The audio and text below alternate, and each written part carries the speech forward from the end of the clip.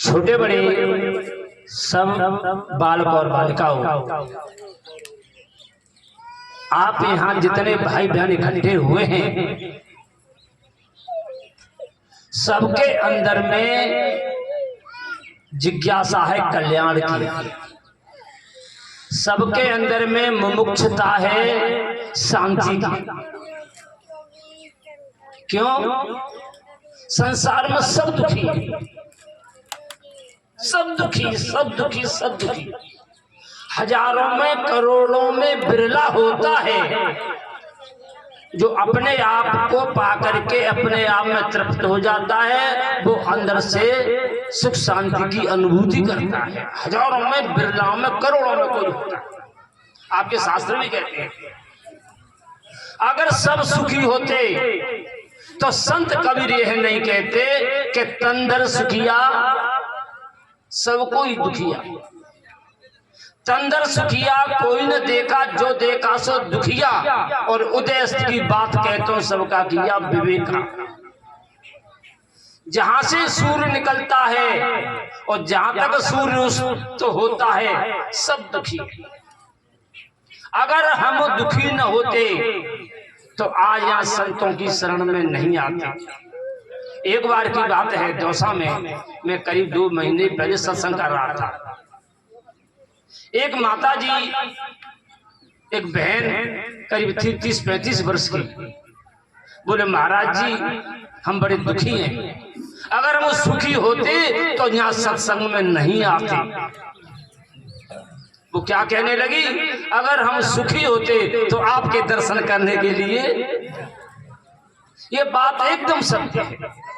तो मैं आपको 5 बातें ऐसी बताऊंगा जो सब भाई बहन ध्यान से सुनना, जीवन में धारण करना, तभी आपका कल्याण होगा और सुख शांति की अनुभव भी होगी। इन 5 बातों पर ध्यान देना जो सदगुरु कबीर साहब ने बीजक में 137 नंबर की साखी में कहा है, आपा तजे हरि भजे नख सिख तजे विकार, सब जीवन से निर्वैर रहे और साधु मता है सार। सबसे पहली बात आपा कहते अहंकार का त्याग, सबसे पहली बात। दूसरी बात हरि भजे। तीसरी बात नख सिख तजे विकार। चौथी बात सब जीवन से निर्वैर रहे और 5वीं बात है साधु का मत धारण करे। अब सूक्ष्म में शॉर्ट में इनकी चर्चा बताऊंगा। सबसे पहली बात है अहंकार का त्याग। चाहे वो जाति का अहंकार हो, चाहे वो धन का अहंकार हो, चाहे पद का अहंकार हो, चाहे विद्युता का अहंकार हो, चाहे सुंदरता का अहंकार हो, गाड़ी घोड़ा मकान दुकान का अहंकार हो, जब तक हम अहंकार का त्याग नहीं करेंगे तब तक आप शांति की, कल्याण की जिज्ञासा छोड़ देना, वो जीवन में आपको नहीं मिल सकती। सबसे पहले बात है आप आतजे। देखो मुझे बीच में कहानी याद आती है। एक मूर्तिकार था, वो मूर्तिकार इतना बढ़िया था कि उससे बढ़िया मूर्ति बनाने वाला दुनिया में कोई था ही नहीं, बस को अहंकार था। अब उस मूर्तिकार का समय आ गया मौत का। मूर्तिकार ने विचार किया मेरा मौत का समय आ गया, अब अपनी जैसी 11 मूर्ति बनाऊं सेम टू सेम, और 12 माह मैं बीच में सो जाऊंगा और मौत लेने में आएगी तो चक्कर में पड़ जाएगी, मुझे किसको। अहंकार का क्या होता है, ध्यान देना। अहंकार का दृष्टांत आप भी अहंकार मत कर लेना। पत्नी पर, पति पर, जेठ पर, सास पर, घर पे, मकान पे बड़ा अहंकार होता है। माताओं को ज्यादा अहंकार होता है, उनको तो नहीं होता होगा, बेचारी बढ़िया सीधी है, ये तो बहुत बढ़िया, लेकिन ज्यादा अहंकार होता है उनके अंदर। क्या हुआ, वो मौत का समय आ गया। जैसे ही मौत का समय आने वाला था वो बीच में सो गया। 11 मूर्ति अपनी जैसी उसने, अब 12 माह अपना सो गया। अब मौत रहने के लिए आई, भेजी। अब वो मौत चक्कर में पड़ गई कि मुझे किसको उठाना है और किसको ले जाना है। ये तो एक जैसे 12 सो रहे हैं, इनमें वो भी सो रहा है जिसको यहां से उठा करके हमको। अब वो लौट करके भगवान के पास पहुंची। भगवान, हमारे सामने ऐसी समस्या आज आई है, पूरे जीवन में ऐसी समस्या आई नहीं है। भगवान बोले क्या बात हो गई? बोले 11 मूर्ति एक जैसी हैं। अब हम चक्कर में ये पड़ गए कि जिसको उठा करके लेना है उन्हीं मूर्तियों में सो रहा है, लेकिन किसको उठा करके लेना है ये समझ में नहीं आ रही है। अगर दूसरे से उठाएंगे तो हमारा अपमान हो जाएगा मामला। भगवान स्वयं आए, आकर के बीच में खड़े हो गई, एकदम बोले, वो समझ तो गई इसी में सो रहा है, वो ले जाना है, लेकिन किसको ले जाना है? भगवान बोले, ओहो धन्य है मूर्ति बनाने वाले, आप तो आप ही हैं। आप जैसा मूर्तिकार भारत की बात छोड़ो दुनिया में कोई नहीं है। आप तो आप ही हैं, आप जैसे मूर्तिकार तो आप ही हैं, लेकिन एक कमी रह गई। एकदम खड़ा होकर के बोला, बोलो कौन सी कमी रह गई? उस कमी को बोले, बेटा यही कमी रह गई, चलो बेटा यही कमी रह गई। अगर तू अपने अहंकार को नवा लेता, अहंकार का अगर अपने आप को बचा लेता तो तुझे मौत भी।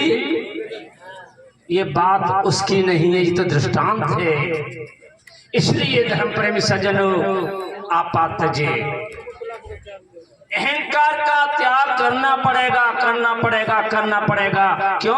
उसमें अहंकार, अपने स्वरूप में अहंकार नहीं है। आत्मनिष्ठ हो जाने पर कुछ नहीं रहता है। दूसरी बात कहते हैं हरि भजे। आप यहाँ भैया पढ़े लिखे बैठे होंगे, एक हिंदी शब्दकोश है, उसमें करीब 35 अर्थ मैंने पढ़े थे। हरि के 35 अर्थ हैं लगभग। हरि स्त्री को भी कहते हैं, हरि बंदर को भी कहते हैं, हरि घोड़ा को भी कहते हैं, हरि ब्रह्मा विष्णु को भी कहते हैं, हरि गुरु को भी कहते हैं। हरि के लगभग। अब बात आती है हरि भजे, भजन करे। भजे का मतलब होता है भगना। इसमें से कुछ ऐसे हैं कि जिनके पास भग करके जाना चाहिए, इनमें से कुछ ऐसे इनसे दूर भगना चाहिए। जैसे सर्प है, सिंह है, बिच्छू है, अगर इनके पास भग करके हम जाएंगे तो क्या होगा? भजे, इनसे दूर भगना चाहिए। और गुरु के पास भग करके हमको जाना चाहिए। हरि भजे, भजे कहते भगना। अब बात ये आती है भजन की, आती है भजन करना चाहिए, भजन करना चाहिए, भजन करना चाहिए। अब शंका यह उठती है कि भजन किसका करना चाहिए? कोई तो कहता राम का करो, कोई कहता कृष्ण का करो, कोई आर्य समाज कुछ कहते हैं, दादू पंछी कुछ कहते हैं, सन्यासी कुछ कहते हैं, जय गुरुदेव वाले कुछ कहते हैं, धन्धन गुरु वाले कुछ कहते हैं। अब भजन किसे करना चाहिए? भजन क्या बीमारी है? भजन करो, भजन करो, भजन करो, लेकिन भजन की कोई युक्ति बताता ही नहीं है। ये शंका खड़ी हो जाती है। देखो भजन, ये जिसमें दो शब्द हैं, भज प्लस न बराबर भजन। दोनों शब्द संस्कृत के हैं। भज कहते हैं भगना और न कहते नहीं। अगर हमारा भगना बंद हो जाए तो हमारा भजन हो रहा है। हम तीन तरह से भगते हैं, शरीर से भी भगते हैं, वाणी से भी भगते हैं और मन से भी भगते हैं। आपका शरीर का भगना तो बंद हो जाता है और वाणी का भगना भी आप बंद कर देते हैं, लेकिन मन से भगना हमारा बंद। दौलत दौलत दौड़िया, जहां तक मन की दौड़, और दौड़ थका मन थिर रहा, वस्तु दौड़ की हम दौड़ रहे हैं। शरीर से दौड़ना बंद करना आसान ही है और बाड़ी से भी भगना बंद करना आसान है, लेकिन मन से बंद करना ये बड़ा कठिन है। सब भाई कहते हैं महाराज हमारा मन कौन रुके, मन कौन रुके, मन कौन रुके। देखो मन के रोकने के लिए दो साधन है। हर शास्त्र हर विद्वान, पहला है वैराग्य और दूसरा है अभ्यास। जब तक हमारे अंदर में वीतराग नहीं होगा, अनासक्त स्थिति नहीं होगी, राग रहित जीवन नहीं होगा, तब तक हमारा मन नहीं रुक सकता। और अभ्यास भी जरूरी है, यानी जब तक ज्यादा से ज्यादा अभ्यास नहीं करेंगे मन को रोकने के लिए, तब तक भी मन, तो सबसे पहली बात है कि बिन वैराग्य न मुक्ति है और बिन वैराग्य न ज्ञान और बिन वैराग्य न भक्ति है, बिन वैराग्य न शान। ताते मुख्य प्रधान है सबको यह वैराग और गुरु कृपा जा पत भई के बाबत पड़ भाग। वैराग्य जरूरी है।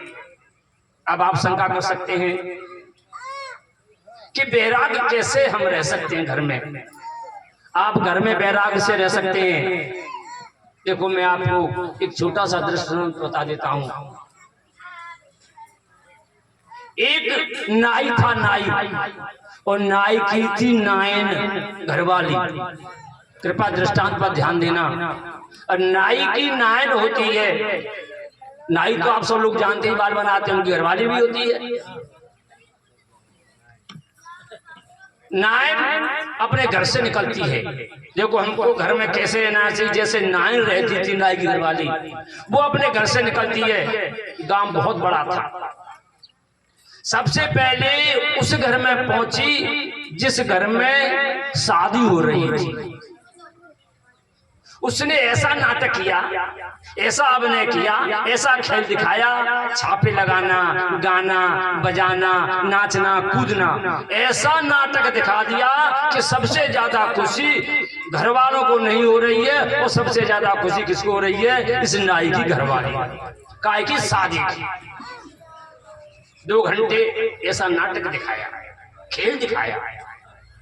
2 घंटे के बाद में वो दूसरे मोहल्ले में पहुंची। वहां कोई लड़का मर गया था, 18-20 साल का, नई अवस्था का। जाकर के एकदम सिर तोड़ दिया, खून से नहाने लगी, रोने लगी, छाती पीटने लगी, खड़ी हुई फिर गिर जाए, खड़ी हुई फिर गिर जाए। ऐसा नाटक दिखा रही थी कि सबसे ज्यादा दुख किसको हो रहा है, सबसे ज्यादा। हाय राम हाय राम हाय राम ऐसे कर रही थी। 2 घंटे ये अभिनय किया। 2 घंटे के बाद मैं तीसरे मोहल्ला में पहुंची जहाँ किसी का बच्चा पैदा हुआ था। जा करके एकदम जच्चा बच्चा के जो माता बहनें गाती हैं, गाने लगी, कूदने लगी, नाचने लगी। उसने ऐसा खेल बता दिया कि सबसे ज्यादा सुख इसको हो रहा। अब क्या हुआ, 5-6 बजे शाम को अपने घर पहुंची। बढ़िया सर्फ निकाला, बढ़िया शैम्पू निकाला, बढ़िया तेल निकाला, साबुन निकाल करके और नहा रही है, धो रही है। अब डबल बेड पर मस्त। न उसको ये दुख था कि वहां लड़का मर गया है, न उसको ये सुख था कि वहां बच्चा पैदा हुआ है और वहां शादी हो रही है। इसी प्रकार से अगर आप कहीं जाते हैं, नाटक कर दो। आप नाटक करना नहीं जानते, ये माता बहनें जानते हैं। ये किसी के फिरने के लिए जाएंगे, एक कह रही बहन मुंह बत रोइबो कौन आवे, एक कह रही वो दूसरे ने कही चुपचाप ऐसे करते रहना, ऐसे करते रहना, वो चिंता मत करे, रोइबो मुंह पे। वो कह रही कि रोइबो तो मुंह पे आवत है, वो लोग 2 जनी रो लेंगे, पर रोइबो तो। ये नाटक करना है। गृहस्थ में जब तक हम नाटक नहीं करेंगे, उस गृहस्थ को सत्य समझ करके उसमें मिल जाएंगे, तो क्या होगा, हमको दुखी रहना पड़ेगा। इसी धर्म प्रेमी सज्जनों, ये नाटक है, हरि भजन। इसमें वैराग्य और अभ्यास होगा। तब तक आपका मन शांत कब होगा? वैराग्य से रहना है, और वैराग्य से रहने के लिए आपको बहुत ज्यादा परिश्रम करना पड़ेगा। एक मंत्र मैं बता देता हूं, उसका जाप करना। मेरा कोई नहीं है, मैं किसी का नहीं हूं। मेरा कोई नहीं है, मैं किसी का नहीं हूं। मेरा कोई नहीं है, मैं किसी का नहीं हूं। मैं तो स्वयं अपने आप हूं। और वास्तव में ये कहने की बात नहीं है। अगर आपके घर के पास कोई शमशान घाट हो तो शमशान घाट में कभी कभी जाया करना, एकांत में चिंतन करना, मनन करना। जब आपका वैराग्य बढ़ जाएगा, अभ्यास करोगे तो आपका मन रुक जाएगा। जब तक आपका मन नहीं रुकेगा तब तक जीवन में शांति आ ही नहीं सकती। और तीसरी बात है, सब जीवन से निर्वेद हरि भजे और नख सिक तजे विकार। अंगूठे के अग्रभाग से लेकर के सिर की चेटी तक जितने भी विकार हैं, 3 दोष होते हैं वाणी के: गाली देना, निंदा करना और झूठ बोलना। 3 होते हैं शरीर के: चोरी करना, हिंसा करना और व्यभिचार करना। और 4 होते हैं मन के: मान, छल, क्रोध और ईर्ष्या। 3 बताए मैंने वाणी के: गाली, निंदा, झूठ। और 3 बताए मैंने शरीर के: चोरी, हिंसा, व्यभिचार। और 4 बताए मैंने मन के: मान, छल, क्रोध और ईर्ष्या। जब तक हमारे अंदर में ये 10 दोष रहेंगे, जब तक हमारे अंदर में 10 विकार रहेंगे, तब तक तुम्हारा साधना, ध्यान, भजन में मन लगे ही नहीं सकता। सबसे पहली बात क्या है? आपको अपना जीवन निर्विकार और निर्दोष बनाइए। ये वाणी का बहुत बुरा दोस्त होता है। देखो मैं आपको बता दूं, पक्की समझ लेना। कवि साहब ने कहा है कि शब्द ही मारा गिर पड़ा और शब्द ही छोड़ा राज, और जिन जिन शब्द विवेक किया तनिको सरिगो। लाठी का घाव डॉक्टर ठीक कर देगा, तलवार का डॉक्टर ठीक कर देगा, बंदूक का घाव डॉक्टर ठीक कर देगा, हथियार का घाव ठीक कर देगा, लेकिन वाणी का घाव दुनिया में कोई भी ऐसा डॉक्टर नहीं है। कवि साहब ने शब्द संभाल के बोलिए, शब्द के हाथ न पाम, और एक शब्द औषधि करे, एक शब्द करे। एक शब्द दवाई का काम कर देता है, एक शब्द घाव कर देता है। दोनों शब्द चाहे इंग्लिश के हों, चाहे उर्दू के हों, चाहे फारसी के हों, चाहे हिंदी के हों, कोई भी अक्षर हो, एक शब्द घाव कर देता है और एक शब्द क्या घाव को ठीक भी कर देता है। इसलिए वाणी को संभाल करके बोलना। अगर आपने वाणी को संभाल करके बोल लिया तो आप संत हैं, साधु हैं, भक्त हैं, महान हैं, भगवान हैं, अवतार हैं। आपसे बढ़ करके दुनिया में कोई भी शक्ति। देखो एक बार की बात है, थोड़ा समय और लूंगा, 1 बजे तक लेना है टाइम जल्दी। एक लकड़हारा था, वो लकड़ी बेचता था। अब क्या हुआ, जब लकड़ी काटने के लिए जंगल में वो लकड़हारा गया तो शेर आ गया, सिंह क्या हुआ, लंगड़ाता लंगड़ाता आया और लकड़हारे के आगे पैर, वो लकड़हारा जान गया इसके पैर में कुछ लगा हुआ है। लकड़हारे ने कांटा निकाल दिया, सिंह चला गया जंगल में। दूसरे तीसरे दिन के बाद में फिर सिंह आया। सिंह ने कहा, ओ भैया लकड़हारे, तुम 2 गट्ठर काटना, एक गट्ठर मेरी पीठ पर रखना और एक गट्ठर तुम अपने सिर पर रखना। दोनों गट्ठरों को बेचना, दोनों गट्ठरों के पैसे में एक तो अपना खर्चा कर लेना और एक बैंक में जमा करते जाना, तेरी लड़की की शादी के काम। अब 2 काटता था। अब वो लकड़हारा क्या करता था, एक को बैंक में जमा करता गया और एक पैसे को अपने खर्चा करता। अब लड़के की शादी आ गई। लकड़हारे ने सिंह से कहा, भैया से मेरी लड़की की कल बारात आ रही है, तुझे मेरी लड़की की बारात में आना है। शेर ने कहा, मैं तेरी लड़की की बारात में नहीं आऊंगा, अगर मैं बारात में जाऊंगा घरात बारात दोनों चले जाएंगे और तेरी लड़की की शादी मुझको देख करके बिगड़ जाएगी। अगर तुझको खाने के लिए पीने के लिए लाना है तो कर ले। बोले भैया आपको चलना पड़ेगा बारात में। शेर बोला मैं नहीं जाऊंगा, अगर मैं चला गया तो बाराती गराती भाग जाएंगे और तेरी लड़की की शादी। लकड़हारे ने कहा ऐसा करना, एक दिन पहले आ जाना और चुपचाप मेरे मकान में घुस जाना और अलमारी में से कुछ में जंगलाम से खिड़की में से डाल दूंगा, तुम खा लेना। शेर 2 दिन पहले गया, उसमें घुस गया। अब क्या हुआ, दूसरे दिन बारात आ गई।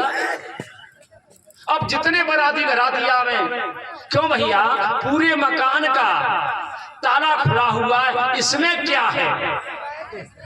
आप देखना, पूछना, देख लेना, अगर पूरे मकान का गेट खुला होगा तो इसमें क्या है? कोई घराती बाराती, इसमें क्या है, इसमें क्या है? लकड़हारा बोला इसमें मेरा कुत्ता है, कुत्ता। जैसे ही शेर से कुत्ता कहा, एकदम अगर एसपी से सिपाही कह दिया जाए, कलेक्टर से चपरासी कह दिया जाए तो क्या होगा? जैसे ही कुत्ते की आवाज शेर के कान में गई, एकदम दहाड़ करके बोला अबे लकड़हारे जल्दी खोल, अगर तू नहीं खोलेगा तो तेरी कबाड़ों को तोड़ दूंगा और तेरे पूरे परिवार को नष्ट करके मैं। लकड़हारा घबरा गया, गेट खोला और जंगल को शेर भाग गया। 6-7 दिन के बाद में धर्म प्रेमी सज्जनों क्या होता है, लकड़हारा फिर गया। जैसे ही लकड़हारा गया तो खटखट की लकड़ी की आवाज आई, कुल्हाड़ी की आवाज आई, शेर आ गया। शेर ने कहा भाई लकड़हारे क्या बात है, तू अपनी कुल्हाड़ी को इसमें जोर से मार। बोले मर जाएगा, मेरी 5, 7, 8 किलो की कुल्हाड़ी है। बोले भाई मर जाऊं, तू जोर से मार। उसने जोर से मारा। बोले कुल्हाड़ी को निकाल ले, उसने कुल्हाड़ी निकाल ली और शेर जंगल को भाग गया। 2-3 महीने के बाद में जब घाव ठीक हो गया, शेर फिर आता है। लकड़हारे से कहा भाई लकड़हारे देखना मेरा घाव ठीक हो गया नहीं हो गया। लकड़हारे बोला कि तेरा घाव ठीक हो गया। शेर क्या कहता है, ये घाव तो ठीक हो गया लेकिन कुत्ता वाला घाव अभी ठीक। जो तेने मुझसे कुत्ता कहा था वो कुत्ता वाला घाव ठीक, अब तू तैयार हो जा और तू यहाँ से जीवित। उसने टांग पर टांग धर के चीर दिया। धर्म प्रेमी सज्जनों शब्द संभाल के बोलिए, अरे मीठा सबसे बोलिए और सुको बजा चंगोर और बसीकरण का मंत्र तजिए बचन। अगर तुमको बस में करना है, अगर पत्नी अपने पति को बस में करनी चाहती है तो मीठी मीठी मीठी माली। और वो क्या कर रही है, तैयार बैठी है, कबू तो काम करके आजा आजा दाल ठोके नहीं। अगर तुमको बस में का इसी प्रकार से पति को पत्नी बस में करनी है तो बेटा क्या सोचती है, सोचते हैं कि दारू पी के आऊंगा, मांस खा के आऊंगा, ठिकाई करूंगा, पिटाई करूंगा, मराई करूंगा, ऐसे कभी बस में होने वाली। तो लास्ट में कहते हैं साधु मत ऐसा। 5वीं बात है, हमको क्या करना है कि साधु की बुद्धि, साधु की रहनी, साधु के आचरण, साधु के रहनी पे हमको करना है, तभी आपका और हमारा कल्याण होगा। बोले गुरु महाराज की।